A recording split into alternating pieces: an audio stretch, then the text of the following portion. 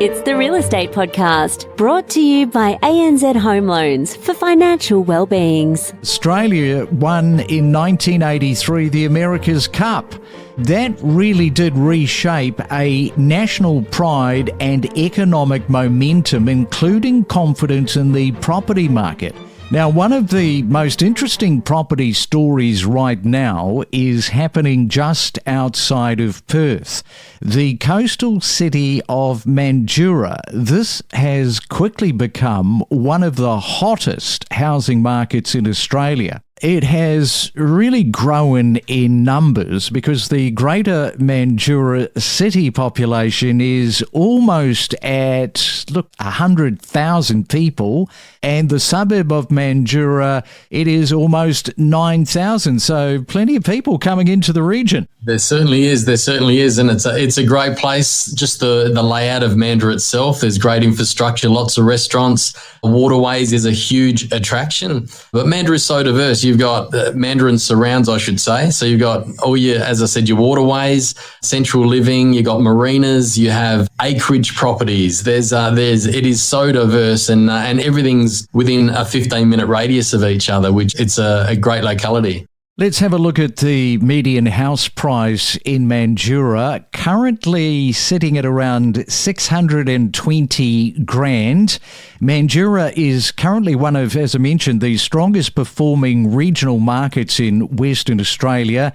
Annual growth, this is interesting, house prices in Mandurah has seen a 22% increase over the past 12 months. If you look at the rental yield, the current gross rental yield for houses in the area is 4.1%, with a median weekly price of $550. So all of that points to positivity. It certainly does. Mandurah it's great value for money. It's been a little bit of a sleepy hollow for up until 2021, 2022 is when it started to be seen again.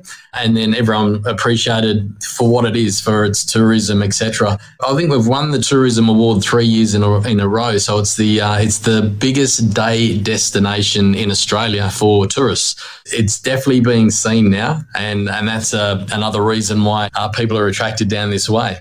It is on the up and up. One of the key reasons for that is the affordability versus Perth. Entry price is significantly lower than Perth Metro, larger blocks and waterfront options, and you talk about, with good reason, that coastal estuary living. Absolutely, yeah, absolutely. And I'll go back to those years of 2014, 2015. So Mandurah was already in an all-time low. We had a huge sellout of investors. So if you go back to 2006, so there was 32% occupancy in the Mandurah greater region, and so that means 68% of properties owned was to investors. So we had a huge 10, 12 years of selling where we predominantly just sold to owner-occupiers. So we didn't see any investors down this way. So the owner occupancy rate has now transitioned to over 70%. So there was, I think, such a lull in the market when it came to growth. You would build a home down here many years ago, and you would not, what it owed you for the land and the actual build was that if you went to sell it, was actually considerably less in value. So whereas now I think that's been seen, it's changed. The owner occupancy rate has increased. We've got so many more. There's a lot more shopping centres, schools. There's a lot more attractions here for people to call Mandurah home. It has boomed. Like, we're watching the roads fill up with a lot of people. There's all the restaurants are full again. It's such a great place to be in, and it feels great. And this morning's spotlight is in Tamworth. It's not boom and bust. It's a consistent market. How unusual for the Australian property market to be acting in this way. The city does blend that rural charm, doesn't it, with urban convenience. Yeah, it sure does. And there's a number of clients that we're meeting. It's certainly escalated over the last few years. People that are coming from metro locations and other larger format rural areas and settling here in Tamworth and the greater region in the Liverpool Plains area as well because of our affordability and our way of life. How interesting it is that you've got this steady market, not the boom and bust, but the consistency. And it is pretty unusual. You know, you have a look at even some of these regional areas because people are flocking in. It does sort of change the optics of it, but you seem to be pretty steady there. Yeah, we certainly are. I think that over the years, people have attributed investing in regional locations, chasing asset growth. And normally regional and asset growth ties itself to a large contributor to a regional area. Say, for example, a mine or the Defence Force, or they go to a place and then all of a sudden houses are worth double what they were worth previous to that. And there are plenty of regional areas where they have a mine or they might have a large government presence, and that's what stabilises and grows that economy. However, places like Tamworth are very well known for that stability due to the fact that we aren't reliant on one or two heavy hitters as far as an industry is concerned. We have a number of different industries that contribute to the Tamworth and greater region economy. There's a lot of first home buyers, Mark, that are listening right now. Can you tell us what the latest median house price is there in Tamworth and why, this is pretty important, a first time home buyer would look at moving completely out of the region that they are in, it might even be interstate, and look at buying into a Tamworth? Yeah, that's a really good question. It comes down to the fundamentals of the job offering. So we have a number of fantastic roles here in Tamworth. So people move for work, especially if they're moving away from family. And there is plenty of work here in Tamworth available. And secondly, the median, to answer your question, is now around the $700,000 here in Tamworth. And across the board and looking at other locations, it is still affordable for a young first home buyer couple looking to purchase an asset. Now, this morning I wanted to do a comparison for the real estate gap between Cairns and Brisbane. Brisbane is firmly in the $1 million territory for houses, while Cairns still offers a much lower entry point. The same applies to units, but we'll take a look at the houses first. And to Cairns, the median price for a house is $727,000. The annual growth, approximately 12.1%. That represents an annual jump in your house value of just over $78,000. Rental performance. Houses in Cairns typically rent for around $635 per week with a yield of 3.4%. If we have a look at the Brisbane median house prices, yeah, look at that, $1.175 million at the moment. Annual growth 16.7% over the past 12 months, and it is worth noting that prices in Brisbane last month reached an all-time peak. Tiny homes, they are starting to carve out this niche in the real estate investing market, particularly for those chasing affordability and yield.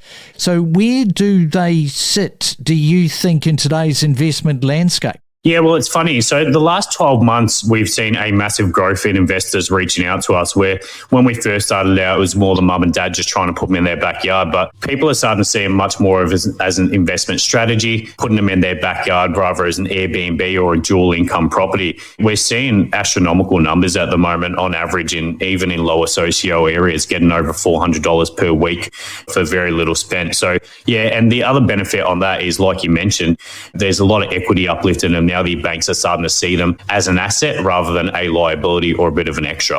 Yeah, those banks, I just want to pick up on that because financing a tiny home isn't as straightforward as traditional property. In fact, in many cases, they're treated more like a vehicle or even a personal asset rather than real estate, depending on how they're set up. And that can affect loan terms and interest rates. It is improving and still evolving. And as you say, the banks are starting slowly to sort of recognise, hey, there's money for us to make here. We better jump in the sector. So just how accessible at the moment is finance in this space? Yeah, it's spot on. So 6 months ago, if you look at it, they were treating these as a personal loan or almost like a vehicle loan. And now we're actually seeing them as a 100% home loans. So as a 30-year term and just your standard interest rate. And people are even now able to withdraw the equity on their property to do it as a loan for it. So yeah, it's becoming a lot more popular with the banks. We've actually had NAB and CommBank reach out to us on various occasions. And it's really about making sure you do the process properly. So as long as you're engaging a builder for the start to finish process, pretty much as a turnkey package, and you've got all the planning done, you've got all the plans done, you've got a full written quote, they're actually, starting to take those on as a full-term home loan with no issues at the moment. I saw something just recently from you guys, which I thought was a great idea. One of the things with a 40-foot shipping container, I mean, they're highly spec'd out. But one of the things is, if you're working from home, have you really got enough room to sort of do that? And there was this video where you've put, I think, correct me if I'm wrong, you've put a 20-foot shipping container on top of a 40-foot shipping container, and you've got the office upstairs. I thought, gee, what a great idea that is. Yeah, that's one of my crazy new ideas. Sometimes I just can't sleep at night. I think about the craziest things and I just make them happen. So yeah, what we've did is I have one of these I stay in when I'm traveling for work, and I have the 40-foot down the bottom, which has the full bathroom, kitchen, everything you kind of need to live in. But it is a little bit tight if I'm trying to work out of my home office as well. So we have the 40-footer on the ground. And what we actually did was I built a 20-foot office and placed that up top of a crane. And then I've got a beautiful 6-meter deck as well. So it's got panoramic windows the whole way across, and it really kind of separates the living from working space. And not only that, you've got breathtaking views and a comfortable space to kind of work and then also relax upstairs as well. So yeah, it was a bit of a crazy idea, but it's worked out really well and we've had a lot of interest in that. Grab your weekly dose of inspiration to help build a real estate portfolio. We talk to the best in the business every day. Learn from the professionals and know your property with us. How are you navigating the terms and conditions that have been forced upon us from this Iran war conflict? Even if it all stops today, it is a nightmare to get us back to where we were pre-Iran-US conflict. And if you have thoughts on that and how you are coping with prices escalating, you can send us a voice message. We'd love to hear from you below. Or you can email us, myrealestatepodcast@gmail.com. And I see on this day back in 1998, the FDA approves Viagra in the US. Global pharmaceutical markets changed overnight, and so did a lot of marriages. Now, big question to talk about this morning. To fix or not to fix is the question a lot of homeowners are asking themselves right now. With the cash rate sitting at 4.10% and the talk of another possible rise in May, different lenders, now they tend to respond in different ways. Some of them move quickly, others take a more measured approach. It can create confusion for borrowers trying to keep up.